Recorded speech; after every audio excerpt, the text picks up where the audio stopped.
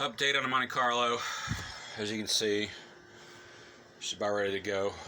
I'm trying to get a hold of him because there's frayed spot right there on that belt. I want to change that alternator belt.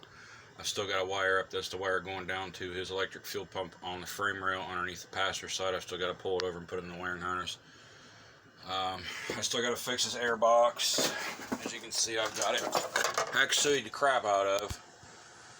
I'm gonna rebuild the air box. I had to wrap that header, but been trying to get a hold of him for the last couple days. I haven't heard nothing back. That's one of my old air cleaners that I sanded down, repainted black, put a new air filter in it. So he's gonna owe me for that. I just want to show you guys how she came out. Everything's hooked up to it. The last things I gotta do, which I'm waiting on, are my spark plugs from Advanced Auto. They're on blast right now. They made me so mad. I ordered those things Thursday. They told me they'd be in the next day. Went up there Friday. They said, oh no, we're not going to get them until Monday. So I go up there today. I called them first and they said, we don't have any record of you buying these plugs. I'm like, bullshit, they're on my commercial account. So I took the receipt up there and showed them. They couldn't find them. Said they didn't know where they were. He looked online. Found out they had them in Columbus. He says he's going to go out there and get them for me, and I'll have them tomorrow. But that's why I don't go to Advanced anymore, because every time I go there, it's a freaking pain in the butt. I go in and they give me a quote. I go in there, no, it's the wrong quote on the price. This makes me look like an idiot to people.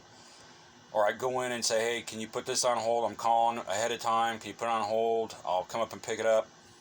And of course I get there, nobody's pulled nothing. Just like I went in there today. Two guys walked in the door. I got my mask on. I'm like, aren't you enforcing the mask rule? Oh, yeah. And he told the two guys, you need to put a mask on. We ain't got ours. So they grabbed some masks they had and gave them to him.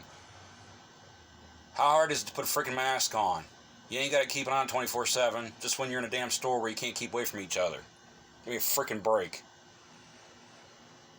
So, I am waiting to get a hold of this guy. I've been 2 days trying to get a hold of him. That way I can get the exhaust parts I need. I'm going to show you this too. This kind of ticked me off. Now, I had to fight with these headers to get them in. Okay.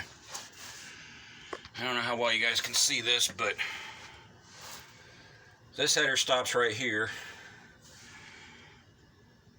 And that header goes all the way back to here. There's probably, about how much extra sticking off of this other one here. There's as many starter and stuff in there, but as you can see, it was extremely tight to the frame. I even had to put a little ding in it right there so it would clear the friggin' brake line. I hate doing that. I hate putting dings and dents and headers, but anybody gives me shit about it, they can get online and look up if dents affect headers, and they don't. They did a test. One of the shows, I can't think of the name of it now, I'm freaking brain damaged, but it's got Finnegan on it. Roadkill. I think it was Roadkill. They did a thing where they beat the crap out of headers and kept sticking it back on a motor to see if it would affect its performance, and it really didn't. So, and that's the next thing I got to deal with. His dual exhaust is on one side. Can't run it over there because the crossmember isn't notched for it. So I'm going to have to run it from here, around, underneath the transmission, over to that pipe. This pipe, I'm going to have to, I don't know yet. I may scoot him over a little bit, because you can see it's not quite lining up. But even if I got to put a little bend right here in a pipe, that's okay, I can do that. It's just freaking more work. But I want to show you how everything was coming out. Had to put a block off plate on it. Like I said before, it wasn't drilled out for the damn, let me get up underneath this thing. It wasn't drilled out for the mechanical fuel pump on it. So I tried sticking a rod in there, it wouldn't even go in. So this is what's going on. Just want to do a quick update. And of course I am fighting to get the damn dipstick tube into the side of the freaking block. It's fighting me all the damn way. I've got about halfway in right now. So, finagle faganagle and fighting with it some more, I'll get it in there. That's his old dipstick out of the 305. It wouldn't work. I'm just sticking the regular 351 in there. And yes, it sticks out the front because it's out of a truck. One of the things he said, that's a long dipstick. I'm like, well, it's out of a truck. Besides that, I wouldn't be bitching because it's easier to reach it. So, anyhow, that's the update on this. That's going to be a pain in the ass. Still got to do something about the other PVC thingy and the valve cover over there. So, I'll figure that out once I get it fired up. But I've still got to do rotor cap, distributor cap. I got new wires, got new distributor cap, rotor cap. Waiting on freaking plugs. Small block Chevy, if you guys put headers on it, plugs that you can run are Autolite AR-13. They're a racing plug. They're a shorty, like the Excel racing plugs are, that fit behind the header, so I shouldn't have any problems with the boots getting up against the header pipes and melting down. So, yay, fun. But it's got the Edelbrock intake, Edelbrock carburetor, headers, and that's pretty much it on this one. I didn't put like a big cam or change out the cam or anything like that. It was out of a Tahoe, so it should have plenty of low end power for this thing, for what he wants to do. He just wants to have something to horse around the street with. So hopefully he likes it. Oh, and I've got to get an elbow for the, I don't know if you can see it or not. Down there is where the oil pressure sending unit would screw in, and of course it hits the header. So I've got to get an elbow that'll go into there, or I can put the sensor, instead of going straight into the block, it'll be sideways, which will clear the headers. So I've got to go get that. I'll go get that tomorrow from Napa and slap that on, slap the new oil filter. Oil filter's sitting there. I hate it when people go get me parts because they just go wherever. I wanted to run a Mobile One filter on it, but he went and got that thing from O'Reilly, which I've never used any of their filters, so I don't know how good it is. It's just, I know that one of the best filters out there in the world are Mobile Ones, by far. I've seen enough testing on them. I've had enough of them. Fram filters do collapse. I have had them collapse, taken them apart and looked at them, and they actually collapse. They're absolute garbage. I used to like them. It's what I ran. You can see one sitting over there. It's what I ran on everything until I seen the testing and then checked for myself and seen the problems that I had with them. So I run Mobile One. I also run Rotilla oil and everything, 15W40.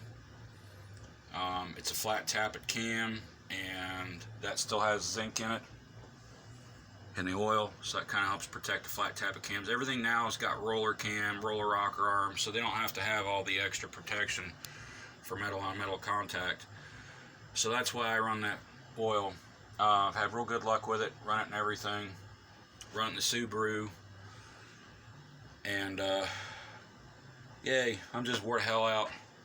My garage is a freaking disaster. Can't hardly walk. So, and then today, like an idiot, I locked my keys in my Honda. So I had to go out with some screwdrivers and pry the top of the door open a little bit to where I can get into the coat hanger, because my keys were sitting on a freaking seat. Reached in with the coat hanger, pulled them out. So, it's been one of them days. And it's cooled off in the garage. I don't know if you can see that real well. When I came out here and worked earlier, yeah, it's about 7. Earlier it was 92 in here, and I was just freaking a ball of sweat.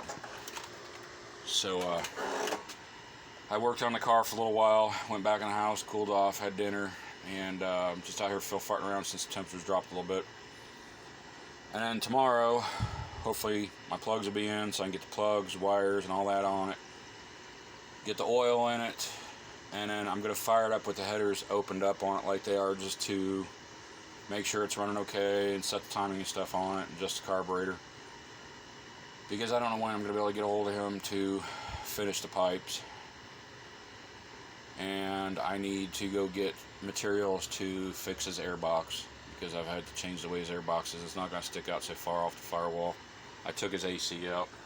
Matter of fact, there's his AC there. This is all of the stuff that I have eliminated off this motor. Air pump, air conditioning, crappy old electric quadrajet, his old air cleaner, not running it. Now, when he brought me this thing, it had new wires on it, but he went out and bought some new wires again for it, so I'll just throw those in a box somewhere. But see, I got rid of vacuum sensors, another vacuum sensor, got rid of his map sensor, his electronic control module, ignition module, sorry, is inside the distributor now instead of being external, so that's been eliminated. There's his old fuel pump off 305, so you can see all this is just crap that it doesn't need back on it. I would have loved to run the AC on it for him, but the way the brackets were lining up, it was not going to hold the belt on there. I was afraid it was going to kick a belt, because it was a little bit of an angle, and I tried bending it and finagling it and everything else, and it just would not cooperate because the holes didn't line up the same as it did on the old motor.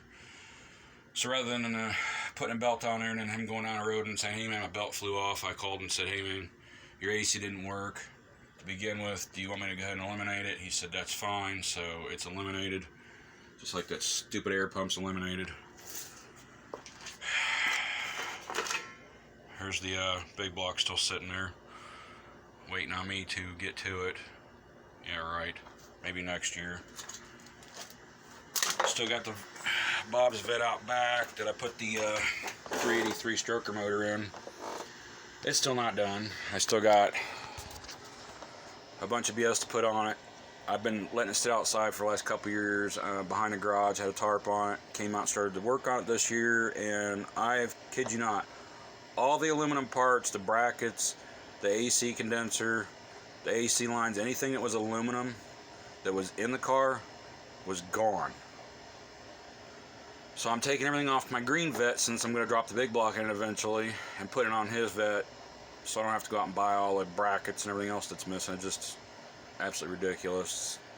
I hate people that are thieves and they come up in your damn driveway and take your shit. I like to shoot them.